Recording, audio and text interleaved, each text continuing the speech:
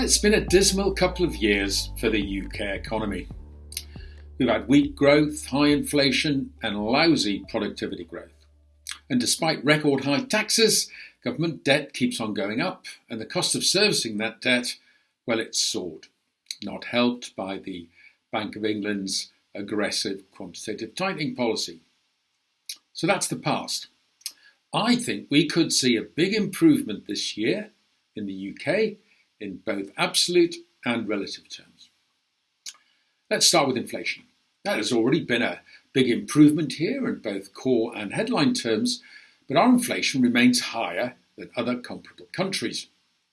Now, part of this reflects factors specific to the UK. First, and most important, sterling. Now, that was very weak in 2022, and given the lags, it pushed up inflation last year, with the peak in April, when I reckon it added 2 percentage points to our inflation rates, at least according to my numbers.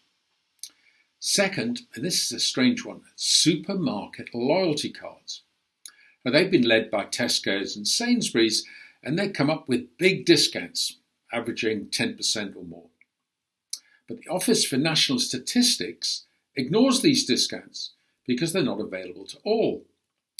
And that artificially raises measured inflation. And that had a big effect, particularly from last April onwards, because of the timing of these cards and the size of the discounts. But that effect on inflation, that's already beginning to diminish and should drop out completely in the next 6 months or so. CPI prices, as measured by the Office for National Statistics, well, they'll still be too high, but they should no longer be increasing, should no longer be affecting the year-over-year rate of inflation. Now, given the super tight labour market, particularly in the first half of last year, these special factors presumably boosted our wage inflation relative to other countries. And I'm sure they contributed to the wave of strikes in the public sector. Now, wage inflation peaked here as a result of this at a much higher level in the UK than in other countries. But the labour market here is no longer super tight, and the wage price spiral is operating in reverse. Now, although the Bank of England have kept interest rates on hold since last August, the market expects big cuts over the next few years, and I agree. 5-year swap rates have fallen heavily. They're currently just a little over 3.5%, and that's getting on for 2 percentage points down from the peak last summer. And this is feeding through into lower mortgage rates. Lower inflation, lower interest rates, they're improving confidence, both corporate and consumers, and this boosts spending in something of a virtuous circle. It's also improving the budget deficit. The Chancellor gave some of this money back to hard-pressed taxpayers in the autumn statement, and it looks like he's going to take 2p off the basic rate of income tax and raise thresholds in his March budget. That would be a really big fiscal stimulus. Combined with the generous support to winter fuel bills paid in November, real incomes have begun rising in the UK after an unprecedented squeeze. All of this, combined with a big rise in employment, is good news for the housing market, where it looks like buyers are back and prices seem to have stabilised. That's a big turnaround. The composite Purchasing Managers Indices, the best real-time guide to the overall economy, were released last week, and they showed a significant improvement in the UK, widening the gap with the Eurozone and taking us just slightly ahead of the United States.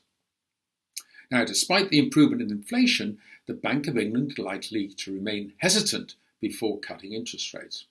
Now, the easing of fiscal policy is one factor, but they will also want to see how the minimum wage, set to rise by another 10% in April, feeds through. So I think we'll see rate cuts from both the US Federal Reserve and the European Central Bank before the Bank of England moves. And this relative move is likely to lead to further sterling strength. Good news on inflation, interest rates and economic growth. Well, that should be good news for UK financial markets, but there's a lot priced in already. And overall, though, we don't share the general negative view on UK equities. So, I reckon this is a favourable background for the UK. in both absolute and relative terms. There's no boom, don't get me wrong, but it is a lot better than we've seen of late. Better than consensus expectations and better than many other countries' prospects, in my opinion. Well, I'll be discussing all this and a range of other issues in my webinar on Thursday, and if you're interested and haven't registered already, do get in touch with your Columbia Threadneedle Investments contact. Until then, goodbye.